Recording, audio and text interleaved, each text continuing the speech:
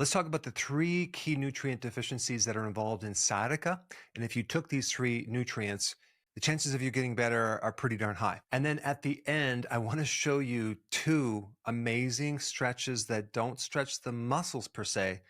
They stretch what's called fascia, which extends beyond the joints. And these stretches are amazing because what I found is you can have scar tissue in certain areas of the connective tissue around this nerve from an old injury, like a fall on your tailbone or anything, that if you don't stretch the fascia, chances of you getting better are less than winning the lottery. The sciatic nerve is the longest and largest nerve in the entire body. It comes out of the lower back. It goes down through your buttocks on the back part of your leg, all the way down to the foot. You can get pain anywhere on this nerve if you have this problem. A common test that they do is they have you lie on your back and they lift up the leg. It's called a straight leg razor. And of course, it's putting traction on this nerve that's coming out of your lower back. This means that there's some type of pinching going on somewhere in that nerve. Now, what I don't like about the advice that medical doctors give you about sciatica is I don't like to hear, you're going to be on medication the rest of your life. But if anyone tells you that, they're not telling the truth, because there is so much bias in this area, unpublished studies that show bad results with sciatica. And of course, Big Pharma will only selectively show you the benefits of drugs. But here's the data with surgery. After 1 year, there really is no benefit of that surgery compared to other treatments. So if someone tells you that surgery is the best option, I would take a step back, look at the actual research, and you're going to find out it's not always the best option. I mean, if you absolutely need surgery, yes, but there are complications for surgery. One is called failed back surgery syndrome, where the surgery doesn't work, but now you have pain. It's an invasive procedure. I would only recommend it as the last resort. Today, we're going to share some fascinating information relating to the disc.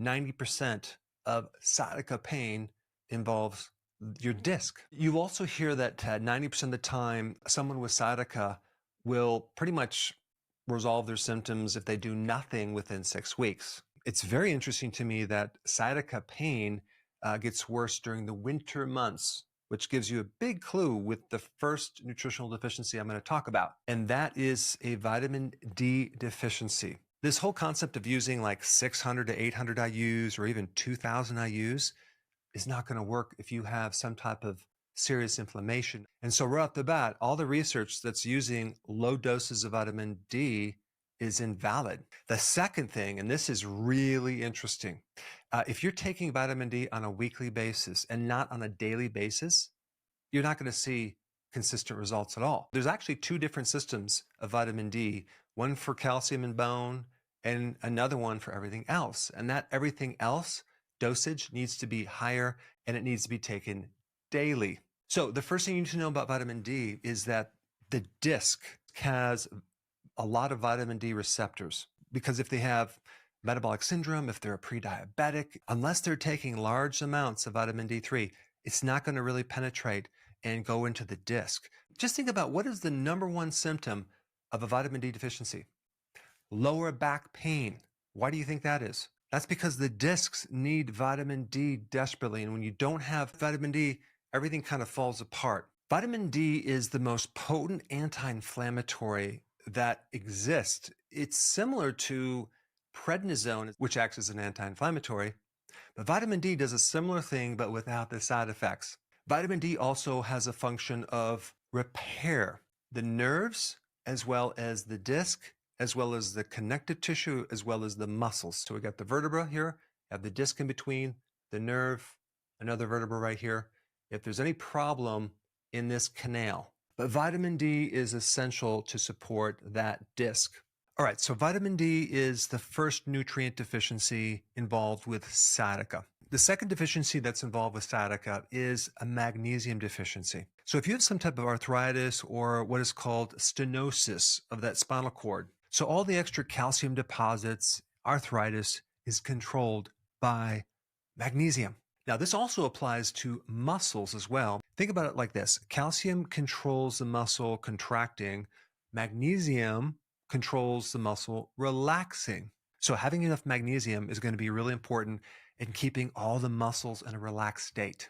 Another fascinating thing about magnesium is necessary for vitamin D to work. So vitamin D and magnesium are like two peas in a pod. The other interesting thing about calcification or calcium in the soft tissues involves another vitamin called vitamin K2. Vitamin K2 is all about keeping calcium out of the arteries. Well, guess what? Magnesium is necessary for vitamin K2 to work. All of the processes in the body that involve energy are dependent on magnesium. Magnesium also has anti-inflammatory properties, decreases adrenaline and cortisol, the two stress hormones. And one last thing about magnesium, magnesium allows you to go to sleep at night. I want to wrap up with the last deficiency, B12. And the term for it is called neuropathy. Because vitamin B12 is intimately involved with several aspects of the nervous system. You can have numbness, tingling, burning type pain. So B12 also is anti-inflammatory. And so those are the three nutrients. Now, the question is, how likely are you to have a deficiency of all three of these? It's very common. Let's first start with vitamin D. Most people don't get enough sun. And unless you're taking at least 10,000 IUs on a daily basis, you're probably going to be deficient. If I had sciatica, I would take probably 20 to 30,000 IUs of vitamin D3. But of course, make sure you take it with the next nutrient, which is magnesium. If you're going to take a magnesium supplement for sciatica, I would take probably 800 milligrams. Some of the best foods for magnesium would be sunflower seeds, pumpkin seeds, chocolate. Try to get the one without very much sugar. Almonds, spinach. Now, the problem with spinach, almonds, and chocolate is they're also high in oxalates. Oxalates tend to form as kidney stones, but they can also cause arthritic type symptoms. But if you have a little cheese with all three of those, you will have less oxalates. You can also get magnesium from leafy greens in general. There is also magnesium in bone broth if you don't consume any vegetables. Alcohol is one of the things that will deplete your magnesium. Eating refined sugars and starches can deplete your magnesium. Now, as far as B12 goes, that's really easy to get if you consume red meat. You can also get B12 from liver. You can also get B12 from any animal products, but not vegan foods like plants. You can't get B12 from that. So if you are a vegan, you would need to take B12. You need a certain form of B12. You need the more natural version called methylcobalamin. Now that you understand the three nutrients, now I want to roll right into these amazing stretches. Save this video and do these stretches until you commit them to memory. And then do these every day until your sciatica goes away. This first stretch is going to be involving you sitting on a stool or a chair. You're going to position yourself like my person who's demonstrating this. So you have your left leg out in front where your right leg is bent, and take your shoes off. And if you have your socks on, you could easily glide your foot going backwards. So you're going to mimic the stretch that you're seeing on this video right now, where you're creating this scissors-like action and you're stretching all the fascia on your right hip and abdomen area. So in other words, the sciatic nerve comes on the back part. You're going to be stretching the front part, and this is going to give a lot of slack and relaxation in the back part of your leg, the buttocks, as well as in your lower back. Okay, we're going to do the other side. It's important to do both sides because we want to create symmetry. You're going to find one side is usually tighter, and you're going to probably work more on that side than the other side. So go ahead and switch sides and follow along.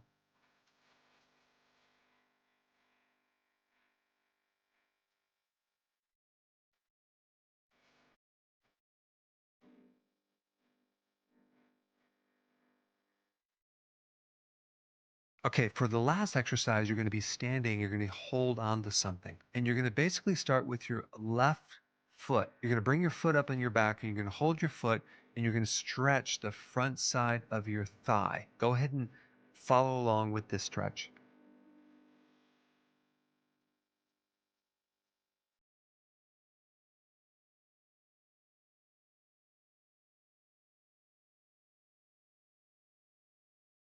Now let's do the opposite side.